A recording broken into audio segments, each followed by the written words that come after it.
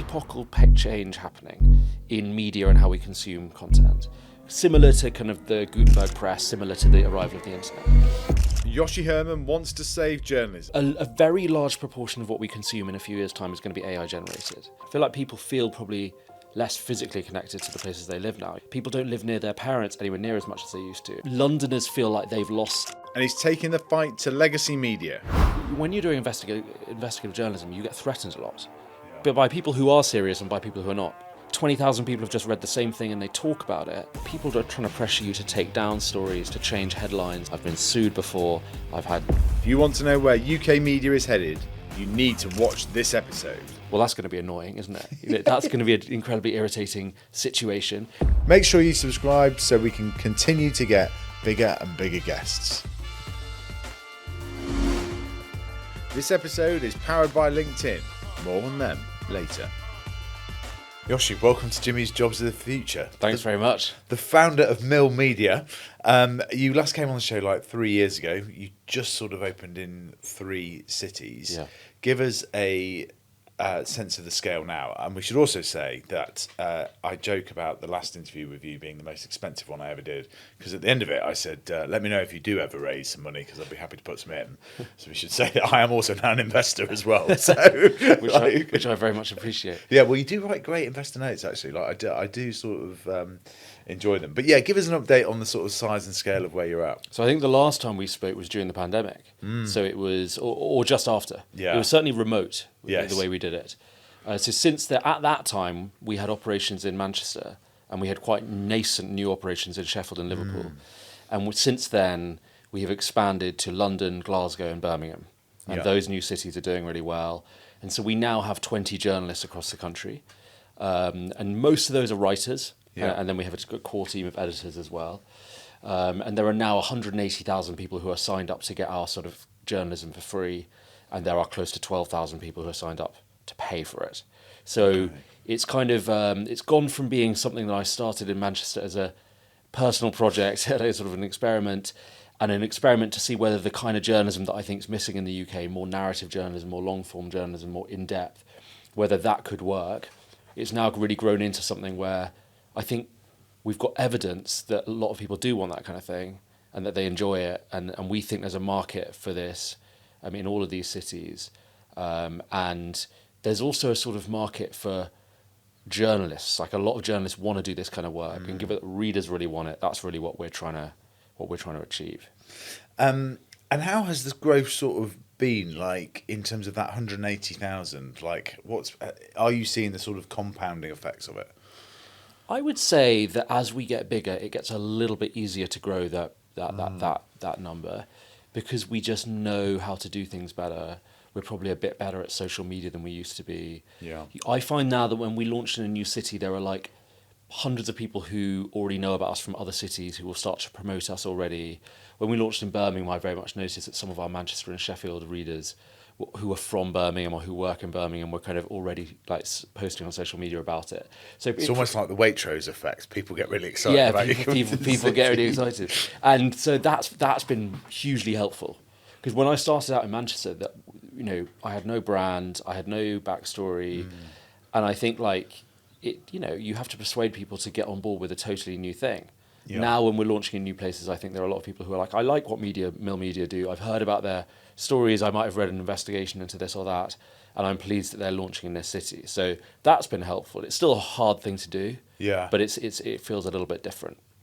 And how have you found London? Because I re-listened to our episode and it was interesting because we discussed it, but it seemed like it was even before sort of a twinkle in your eye, really. Like, what did I say about London? You were like, you weren't sure about it at some point, but somebody had asked you the day before about it as well, and so on. So that was your kind of thing, and now fully staffed up and kind of going. Right? Yeah, we've got a great team in London now, and we've got a great publication, The Londoner, which is growing really, really nicely. So for the past few months, the biggest growth we've had in the company has come from London.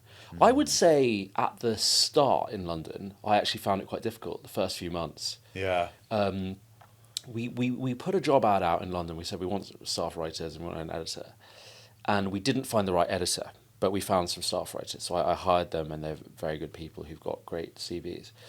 But I think because I wasn't in London, I was still living in Manchester, and we Yeah. didn't have an editor in London, I think it took us a while to work out, like, what should we be doing? London's different to the other cities. You need a different type of story.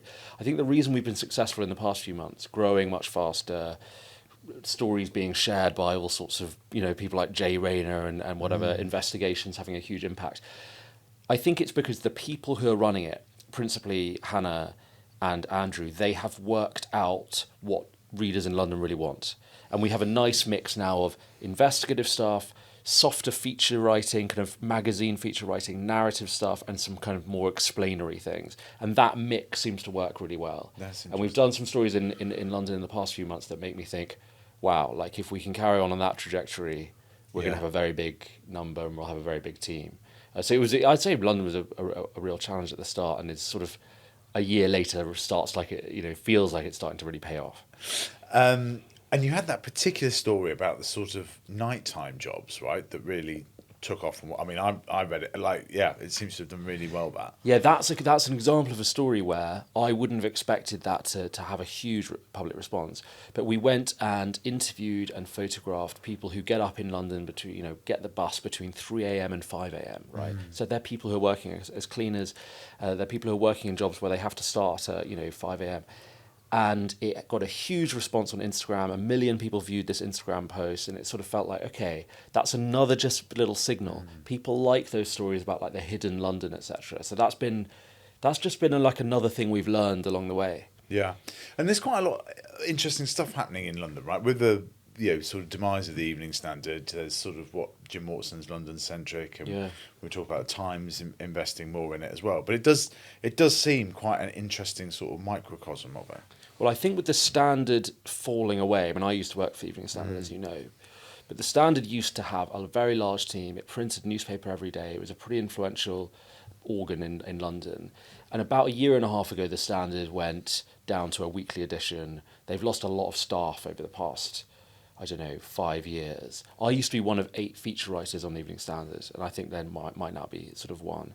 So I think because the Evening Standard fell away in such an amazing city like London, inevitably a lot of people, including me, including Jim, there was a great newsletter called London Spy. Dave Hill's been writing about London on his blog really well. There are several others who are trying to fill the gap. And now maybe none of those indie titles is ever going to be the size of the Evening Standard. Like, I'd be surprised if there's like a 150 journalist team in the near future. But I think Londoners feel like they've lost something, not just with the decline of Evening Standard, but with the decline of quality journalism about London generally. Yes. And there are a lot of people who want some sort of solution. And it's possible that the kind of people who read The Londoner might be slightly different to the kind of people who read Jim's newsletter or Dave's outfit or London Spy or some of these other options. But I think what this kind of big surge of independent media will do is it will solve different problems for different people. Yeah. And obviously, everyone who's doing it wants to be really big and wants to have a huge team, etc. But it's a city of 9 million people or 8 million people. I think there are a lot of opportunities for people to do good stuff in London. Definitely. And there was something interesting you said there about you were able to hire staff writers, but not an editor. Just explain what the difference of those, and are they not as transferable to a novice like me? It's hard to hire editors when you're a media company. I think what we're trying to do is quite specific. We really focus on narrative journalism where you feel like you're being immersed in the story. And there's not as strong a tradition of that in the UK as there in the US. In the US, you have a lot of magazines, The New Yorker and The Atlantic and NY Mag, that do that kind of stuff. And I don't think there's as much of a tradition here. If you think of our main magazines, they tend to be more like current affairs analysis, The Spectator and The New Statesman, etc. So I think, I like bringing in journalists who we can train up to do this kind of writing. It's harder to bring in an editor who's just totally ready to go. Yeah. So we've tended to find, I think when we put an ad out for the London role, we got like 270 applications for the writing roles or something, and we might have got 50 for the editor ones, but it's tougher to find the editors. Oh, that's what I found. Yeah. No, I can imagine that. And there was also something interesting that you said on that podcast as well, which was that you aim to be hundreds of people one day across the country. So, like, what is your sort of now 5 years in? What's your kind of growth plans? Yeah, that's a really good question. I mean, I think I probably only think a year or two ahead. You Okay, know, so I yeah. think like I guess when I started out, I thought, okay, I'm on my own. You know, I didn't start with a big team or lots of investors or anything. I really started on my own. I was writing a newsletter, just me, and I think my goal at that point was I want to have a tiny team. I want to Yeah. have like a couple of other people in an office, and within a year, that's what we had, and that was all funded by subscriptions. And then when we raised a bit of money from investors, a series of extremely extremely knowledgeable and wise individuals, at that point, I thought, well, we get all these emails from journalists across the country who would like to do it in Birmingham or in Sheffield maybe we can now start to do it in some of these places that other people want to do it. So it's after we raised the money that we were able to go to Birmingham. And so I just think of the next challenge. Like, we get these emails all the time saying, would you ever do it in this place? Would you ever do it in this place? And we actually meet people in the office quite often who've got an interest in that. And then, I don't know, the next one we'll decide, okay, that's the right place to do it.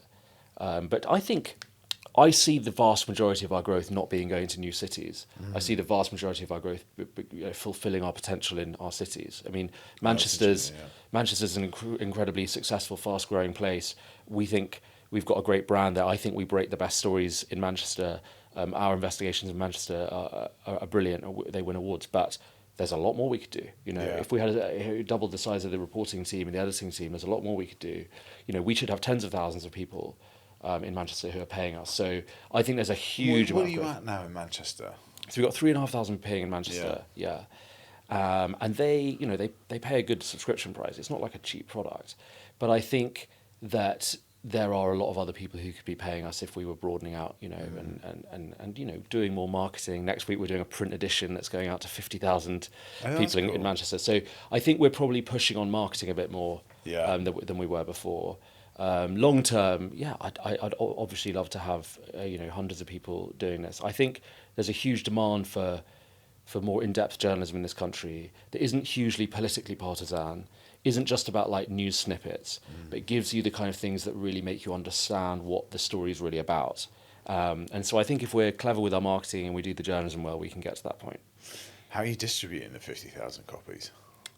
We've got a series of local companies with vans going door to door, giving them out, and we've got our team going to stations. I think our head of ops is going to get her brother and his mates in the Christmas holidays to be distributing them. So it'll be all hands on deck. Yeah, that'll probably be quite fun. Yeah.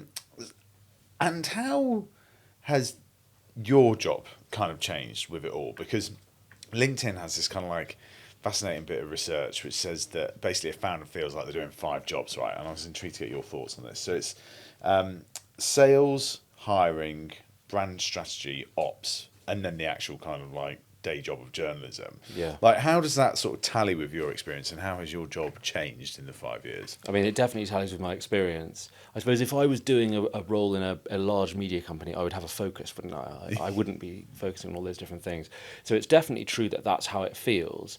I think it goes beyond that, though. I think it also applies to not just your senior people, but sort of everyone. You know, so when we're hiring, we're actually thinking like, not only are you going to be a good journalist or are you going to be a good editor, but are you going to be able to like do a bit of social media? Are you going to be like good at like writing like advertising copy that's going to sell subscriptions? Are you going to be someone who's going to deal well with our community? Like we like people who are going to like answer the comments well, and like we have a huge community focus. We have people, our journalists have to be able to go to our events and talk about their stories in front of an audience and engage people and be warm and build a bit of a kind of local movement around what we're doing. Yeah. So we are kind of looking for people who are not just generalists, but like are very good at a whole bunch of different things, which is actually, obviously it's hard to find, you know. Yeah. And, you know, when I started my career, I was on the Evening Standard. My job was to write features. You know, I wrote 1 or 2 features a week. Our team, they really have to think about a lot more than that, you know. They have to talk to readers, and they have to do a bit of marketing, and they have to do a bit of strategy, and they have to do a bit of editing on top of their writing, and there's just a lot of things. So I think, you know, in a company like ours, that piece of research you just mentioned, that kind of applies to a lot of people. Yeah. And how have you found hiring? And how many people do you have now? So you've got 20 writers. What's on the sort of non-journalist It's side? 20 journalists. 20 journalists. and a couple of commercial people on top of that. Yeah. And of the journalists, you're talking about 14 writers and the rest are editors. So that's how we break down. With the hiring, a certain amount of it is kind of like people who read our newsletters and who already really love the journalism want to apply. A certain part of it is that. A certain part of it is kind of getting various people on Twitter to share it and mention it and that kind of thing, or on X.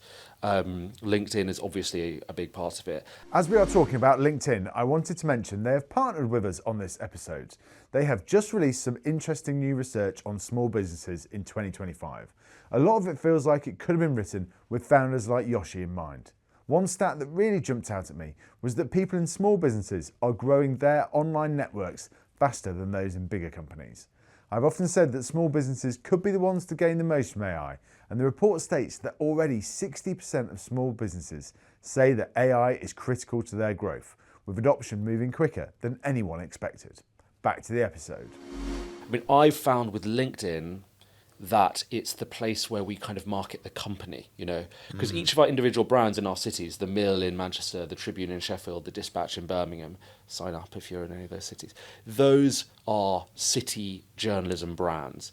Whereas the brand of Mill Media, the company, that's a company brand, and I find basically we try to build that brand on LinkedIn. We talk about the awards we're being nominated for. We talk about the people who are joining the company. We talk about the kind of milestones. And if we get to 10,000 paying subscribers, we talk about it on LinkedIn.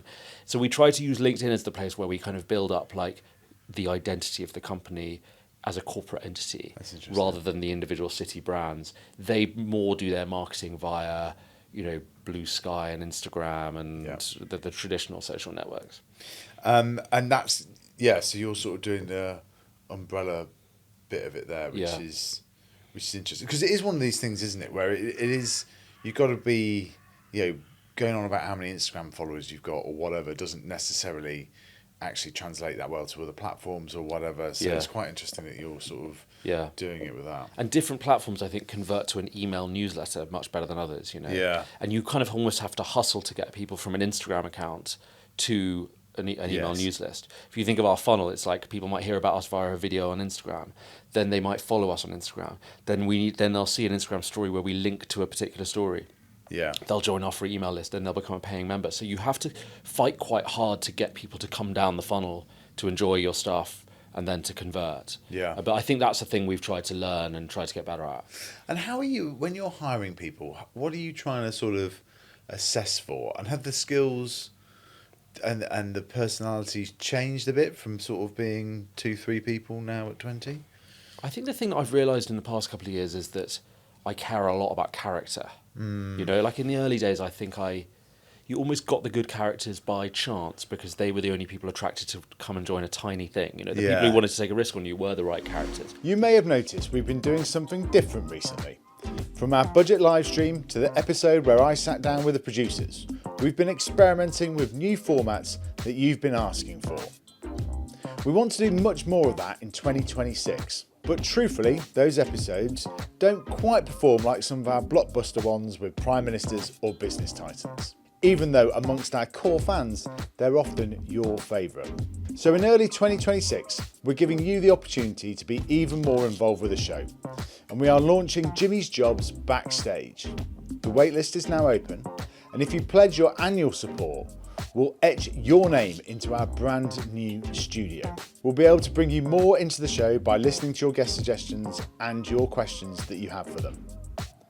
And there'll also be more live shows next year which you'll get early access to. If you or someone you know are a fan of this new way of doing media, check out the show notes to see how to join us backstage, or give it as a Christmas gift.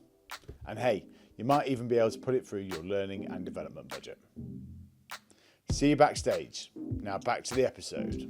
Sort of self-selecting a bit. Yeah, but I think that now when we're hiring, I spend quite a lot of time thinking like, is this the kind of person who when there's a difficult moment, they will hang tough, are they a tough individual? Yeah. Like, will they be able to cope with stress? Will they be able to cope with people trying to intimidate them? Like quite a lot when you're doing journalism, people are trying to stop you doing a story, or they're legally threatening you, or maybe they don't want to speak to you about something that yesterday they did speak to you about. And you have to be quite tough, and you have to be quite You have to be quite kind of committed to the final result. And I think there are lots of really good journalists who wouldn't necessarily be like a character fit for what we're trying to do. Yeah. And from you running your company, like you try and have people around you who are going to compliment you. Yeah. And I find I work best with people who have this kind of team attitude, who are very locked in, who have incredibly high standards, who don't mind being pushed, who like listening. Because again, there are great people who are very good at what they do, but they don't really listen that much, and they think they've kind of reached the level. That's obviously not going to work, for me, especially when you're trying to do something quite distinctive. So I think about those kind of traits a lot. And how do you assess for character in interviews? And I think you listen out for what people are saying that they don't quite realise they're saying. When I did an interview this morning, actually, and people say things, you ask someone a question and then they don't answer the thing you asked about. They answer a slightly different thing. Sometimes they do that because they want to burnish their ego, or they want to show off their knowledge of your company. Sometimes it's kind of very well-meaning. I read this thing on the mill, this thing on the mill. But if you've asked about something else, then you immediately have the impression, I think, this is someone who, when you're doing edits with them, won't listen. Yeah. And then the next time they write a story, it won't be any better. Like, the most frustrating thing is when you hire people and they don't improve. Because you need massive improvement. Obviously, I need to improve, but everyone needs to improve. And so I'm listening out for people who actually listen. Are they taking in the information? Are they giving a good answer? I don't like people who are like super long-winded in interviews, because it's kind of like, well, that's going to be annoying, isn't it? That's going to be an incredibly irritating situation. I want concise answers, thoughtful people, a bit of challenge sometimes, people who think, for themselves. I listen out way more in interviews now. Like, I listen out for the little traits, and I try to think, would that be something that we want? Yeah. I think that it's really interesting in terms of like listening on the answers. And I'm always talking about massive skill of the future, brevity, right? Like, it's one of the things that AI is not helping with. Like, it's just making people write really long posts, really long stuff needlessly. And it's like getting to something. It's the old tabloid journalism, right? Like, getting to the point quickly. Now, I do want to talk about AI, but I was going to ask you, rather than sort of about the sort of writing side of it, whether you've been using it much with Mill Media as a kind of business and sort of on that side of things rather than the writing side. Have you been using it much? So I think we use it a little bit for research. So Okay. we'll use like ChatGPT a little bit when it's like, we're writing a story about this thing and we'll see what it can surface and we'll see how that compares to what we've surfaced. I won't normally get the reporters to do that, but as an editor preparing to do an edit, I'll sometimes do a search, give me a briefing on this with all the links, whatever, and then I'll compare that to kind of what the writers come up with in the story. And occasionally that means I'll be able to say, well, there's this think tank who did this report on this thing that you didn't get, So I find it really useful for that. We keep a real firewall between anything like that and the writing process, though, because I think that, I think over the next few years, more and more of what people read will be AI generated, won't it? I mean, obviously, you can already feel that some of people's posts on different social networks are AI generated. You can already tell that some of the journalism you read in, various digital sites feels AI generated. I know a lot of financial news has become quite AI generated, and I think that will create a demand for more human writing and more human journalism and more human connection. And I would rather be at the human end of it. I think there was an interesting argument made in a business newsletter that I read recently, the Stratechery newsletter. Do you read that? Oh, yeah, Ben Thompson. Yeah, I've been reading it for ages. He basically made an argument that there's this epochal change happening in media and how we consume content, similar to kind of the Gutenberg press, similar to the arrival of the internet. And he basically said, a very large proportion of what we consume in a few years' time is going to be AI generated.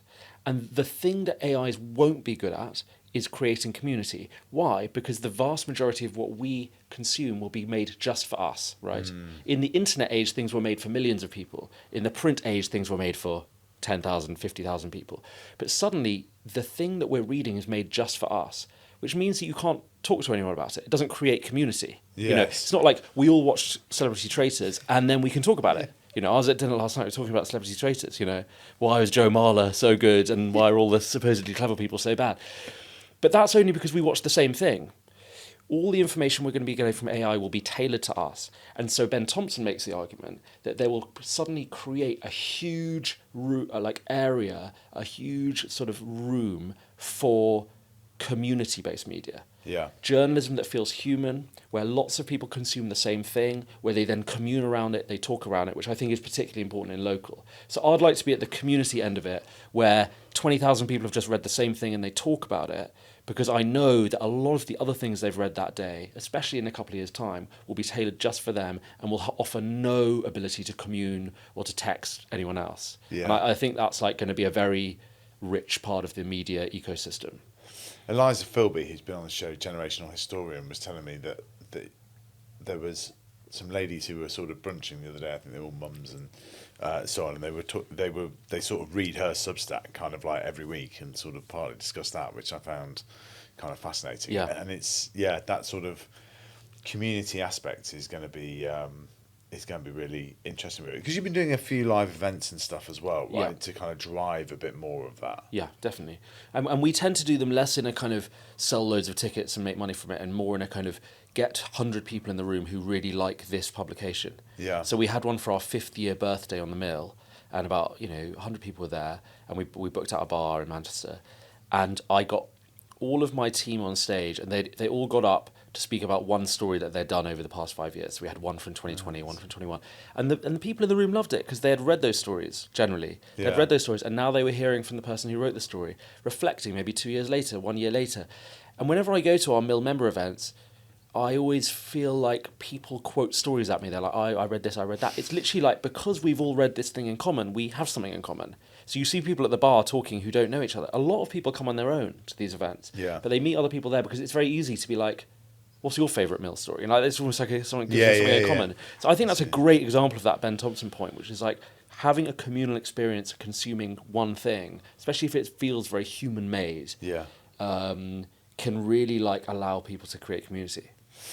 We're going to be launching our community soon, aren't we, Sonny? We've been banging on about it for absolutely ages, but maybe if I commit to it now publicly in this podcast, we'll actually get the rails sorted for it. Let's do it. So the news is out. Exactly, right. But it is, the main thing that we've sort of struggled with is like, it's just, where do you do it, right? Like, is it Substack, is it Patreon, etc.? Yeah. Hopefully by the time this goes out, I'll be able to do a voiceover because we'll know where it goes. But I do think it's interesting on that sort of local side. It makes me think about some of the hyper local ones as well, like sort of, there's like Balham Newsy and Tooting Newsy and these types of things that I don't think do that type of thing, but actually you would be able to sort of drive people.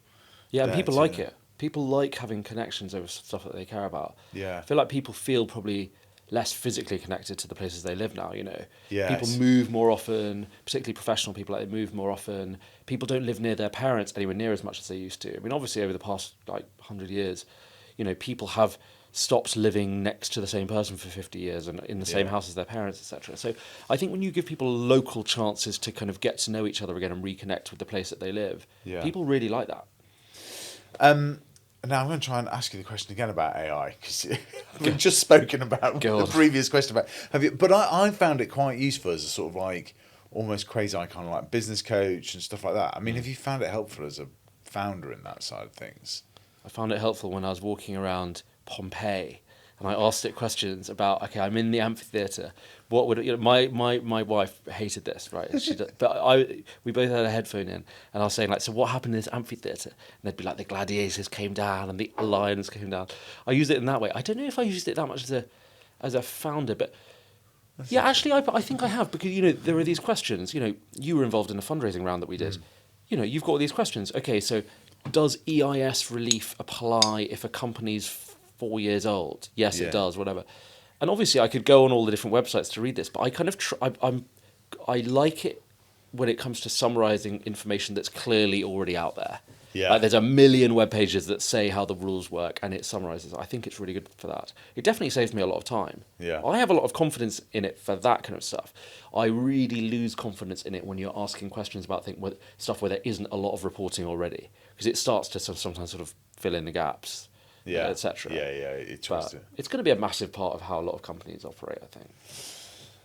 Here's a random question for you, but you've just mentioned the amphitheatre, which made me think of it, because if I could go back in time for 24 hours in history, to any moment, anywhere in the world, I think I'd pick the amphitheatre for the day. Where would you... I think I might do medieval London, or somewhere in medieval Europe at least. I'd just love to see what's going on. What, like people Renaissance kind of... Yeah, like Fraser Nelson was saying recently in one of his Substacks that, or someone was, that people went around markets carrying swords and stuff. Like, it was really violent, apparently. Yeah. So obviously I'd want to be, like, safe. But I'd love to see what's going on. A lot of animals going through the city centre. Romans would be cool too, but I think the medieval thing... When London Bridge had... When it had all the houses on it. Exactly. Yeah. Every bridge apparently was basically made of, like, houses. Yeah. I'd love that. Yeah, that, yeah. 1450. Cool. Wars of the Roses. That's what I'd probably go for, without, being killed in a grisly way. No, I always think it's an interesting... It's probably a podcast series in its own right. But 1920s New York as well is always one that'd be good. That'd be good. Think about jazz kind of bar as well. Yeah. Wanted to always chat to you a bit as well about personal brand and the way that you kind of see that. And I suppose I'm asking two sort of separate questions here. Of A, there's the personal brand of you as the founder, but then there's also how much of modern day journalism is about a journalist having a personal brand as well.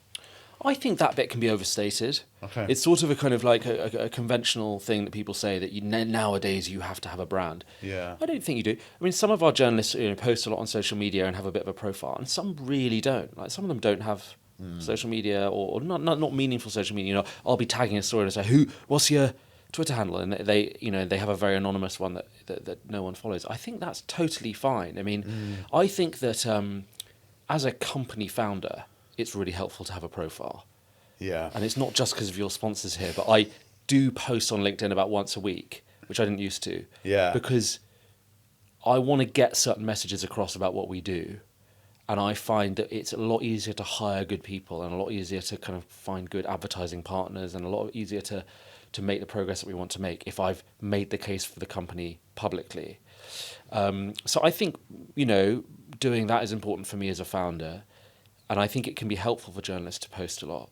But ultimately, what the readers really want is great writing and great journalism and stuff that tells them stuff they didn't already know.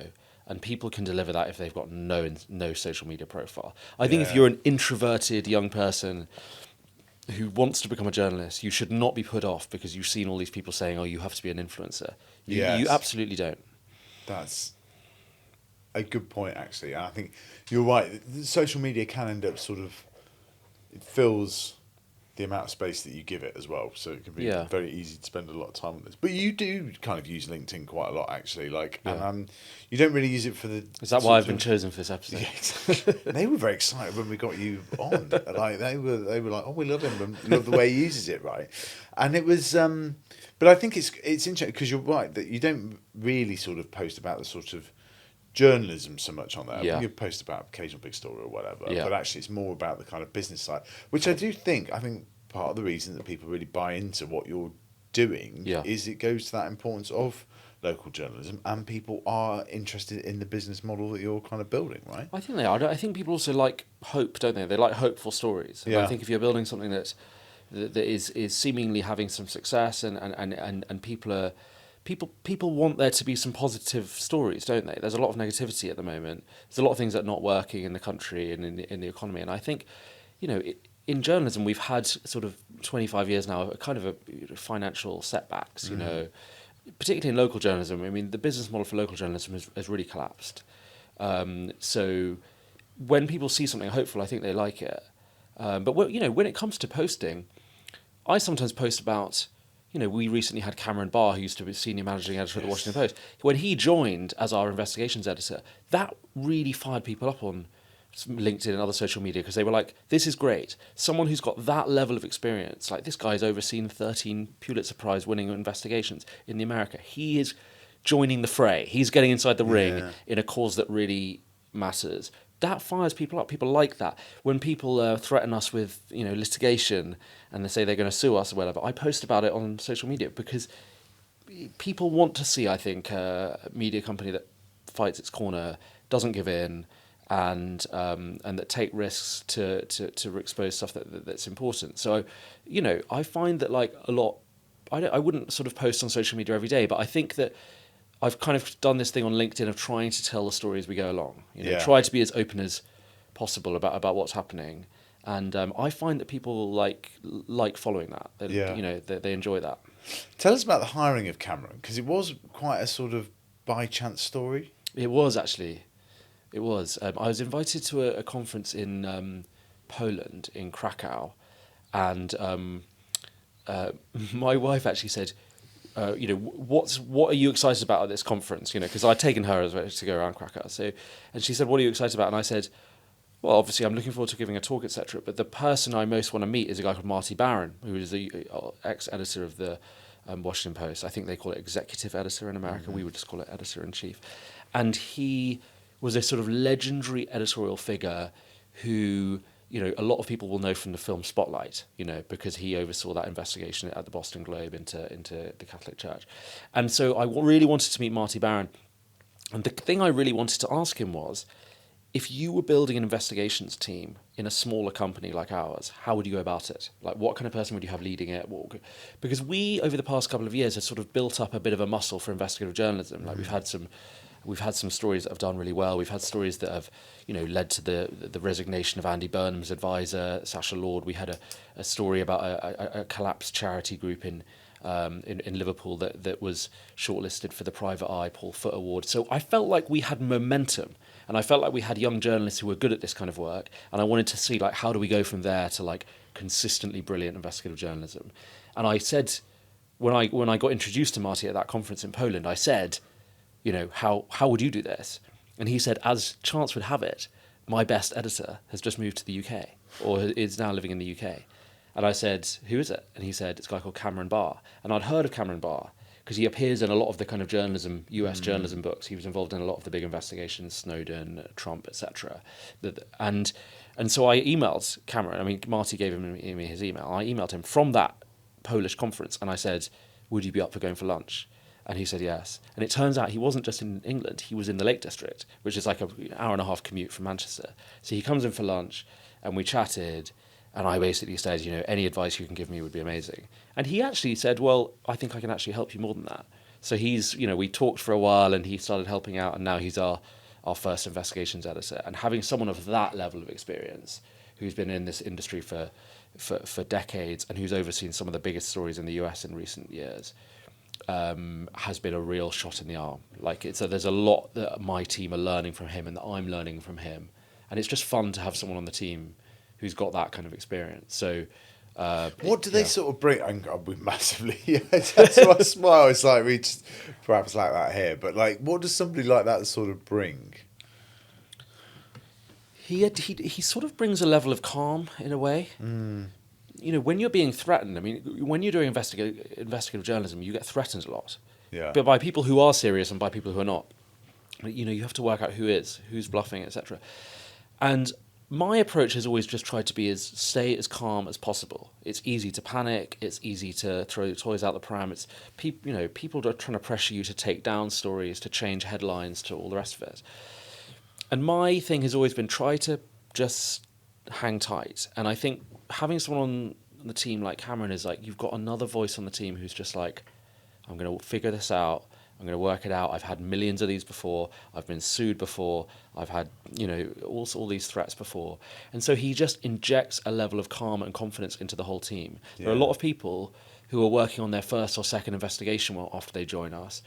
A lot of our, really amazing investigative journalism is done by people in their 20s, And so to have someone there who can oversee a story and say, this is the right way to go, this isn't. He has that kind of mind where it's like, there are always 5 paths you can follow through the woods on a story, and he knows you should follow this one.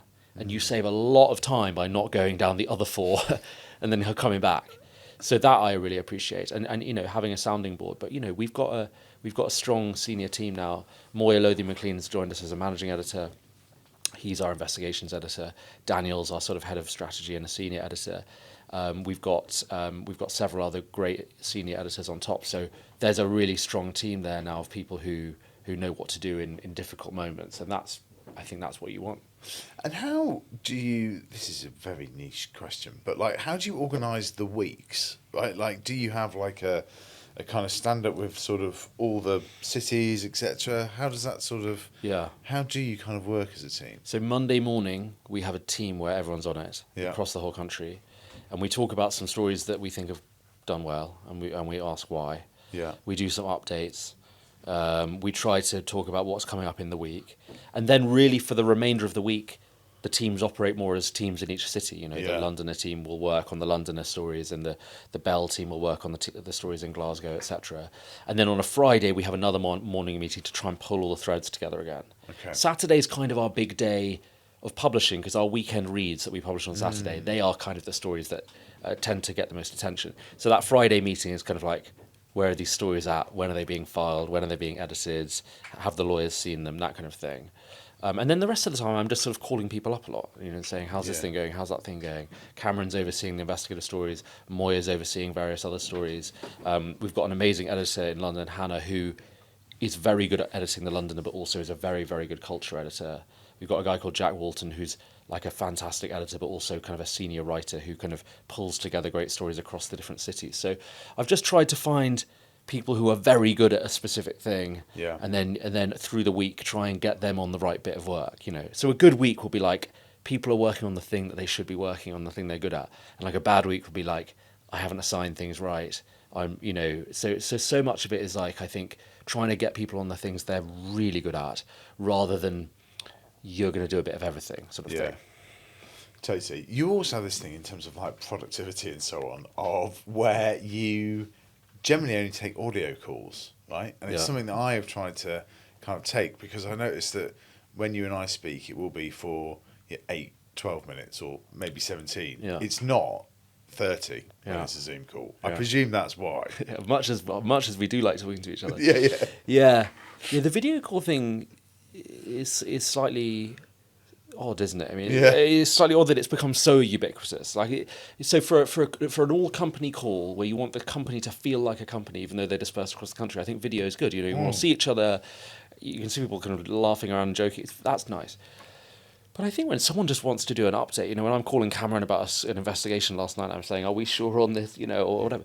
That's an audio call. I think mostly it should be an audio call. And like, you know, you want to be moving around when you're on a phone sometimes, and like you don't want this stultifying thing of like you've got to sit down for a half an hour slot. I got onto a call with an academic, you know, a while ago, and it was a video call obviously, and he started the call by saying, here are the things we're going to try and cover in today's call. Here are the things we're going to try. Do you have any questions about today's call? As if it was like, you know, as if we had some huge sort of agenda, you know. Yeah. It's like, come on, there are 2 things we need to talk about. They're quite brief. If you'd called me on the phone, we'd been through them by now. Yeah. But it's like there's some kind of pomp and ceremony that has to happen in a video call. Are we all here? Have we got this? What's on the agenda? It's like, come on, you know, life's too short. Definitely. I can see that clip doing really well on LinkedIn. That was why I was laughing to myself. And one sort of final question, because one of the things that we do like talking about is sort of like grand theories of media and kind of what's happening in the kind of like wider landscape as well. One of the things that I was thinking about just as we were doing this was quite a lot of our sort of prominent journalists in the UK have left to go to America in the last sort of year or two. So it's like Harry Cole at The Sun, Katie Balls, Kate Andrews, Jack Blanchard at Politico. Yeah. Just quite a lot of people heading over that way, and I'm sure there's a few more that I've forgotten as well. But why do you think that is? What is that? Well, I think there's a perception among UK media companies that there is a gap to fill in the US. That there are people in the US who feel disenfranchised with the major networks or the major media companies, and that the partisanship of the US has alienated some people, a large number of people, let's say tens of millions, who want something a bit more straight down the line. So I think the BBC has seen an opportunity in America in the past 10 years and has been very successful in becoming a very trusted outlet there. The Guardian has become very successful in becoming an outlet for a specific type of person. And I know that places like the Times and the Telegraph, they think there's an in there, and I think people perceive that there's an inbuilt trust among Americans for British stories and British people. I think that is probably true to some extent, but there will be plenty of British media companies who don't succeed in America, who get it wrong, who get the vibe wrong, who get the tone wrong, etc. But I think that's what's been behind it. There's also been some media companies who went to America, set up a team of 30 people writing a ton of content every day, and then have pulled back because actually it wasn't working there. And it's a different market, you know. In the UK, there's the commercial market, you guys, etc. And then the Times and whatever, and then you've got the BBC. But in America, you don't have an enormous public broadcaster, PBS, etc. But you don't have a BBC equivalent. But you have a lot of media that's not funded for profitable ends. Huge kind of a guy who used to run a hedge fund who now puts $1 billion into this and etc. And so it's really hard to compete. You're competing with people who are not trying to make a profit in many of these sectors, particularly in the right wing media. So I think it's great that lots of British media companies are having a proper crack at America, but I'm sure most of them won't probably figure it out. Yeah. That's an interesting observation. Well, look, it's been brilliant having you back on, and this is the first time we met as well. I know. That's crazy. kind of The leap of trust you've taken. I know.